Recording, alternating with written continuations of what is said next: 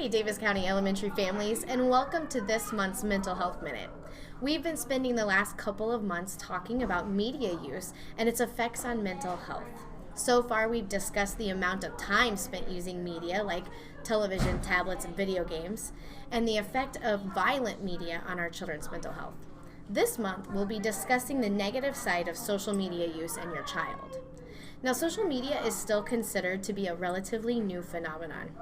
Facebook became open to the public in 2006, meaning social media has only become part of our lives in the last 20 years. That means it hasn't been around long enough to have a ton of conclusive evidence from studies done on how social media affects our lives. However, there's still a lot of evidence showing that there are some negative side effects to excessive social media use in adolescents and adults. Obviously, there are some great things about social media. I get to keep in touch with friends and family who live hours away. It's a great way to maintain adult friendships. Some studies have even shown that adolescents who struggle to make in-person connections with others are more likely to make healthy connections through friendships online. However, there is other evidence suggesting there can be negative effects of social media use. It's important to note that as of 2021, 4.3 billion people, more than half of the world's population, had a social media account, and the average user spent around 2.5 hours per day on social media. With that information, studies are showing that excessive usage of social media can affect the mental health of the younger generation and adult generation alike. As the use of social media began to rise, the mental health of adolescents and young adults in the U.S. began to decline. Between 2008 and 2018, 83% of individuals ages 18 to 23 reported having a major depressive episode within the last year.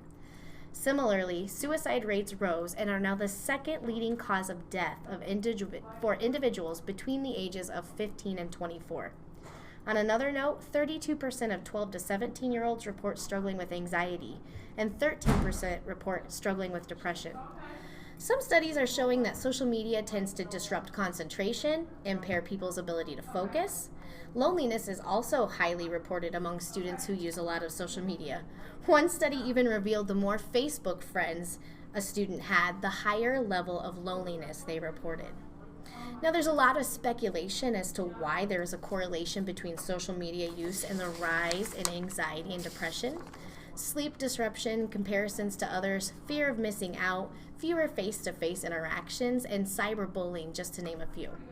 Whatever the reason for the correlation between social media use and anxiety and depression, it's important for us as parents to ask ourselves the following questions. Does my child need access to social media at his or her age? If I feel it is okay for them to have access to it, how much time should they be allowed on it? And is it having a positive impact on my child's mental health? As we navigate this still new era of social media, I want to challenge us as parents to be diligent in being a positive influence in our students' interactions with social media. According to some resources, we can do this by setting appropriate boundaries on social media, like leaving their devices in a public place at night, monitoring what they're doing online and who they're talking to, and having open conversations about what is appropriate or inappropriate for them to be doing or seeing online. There are even apps that you can download that block certain social media sites all the time or for certain hours of the day. I use one such app to keep myself off of social media until after my kids are in bed.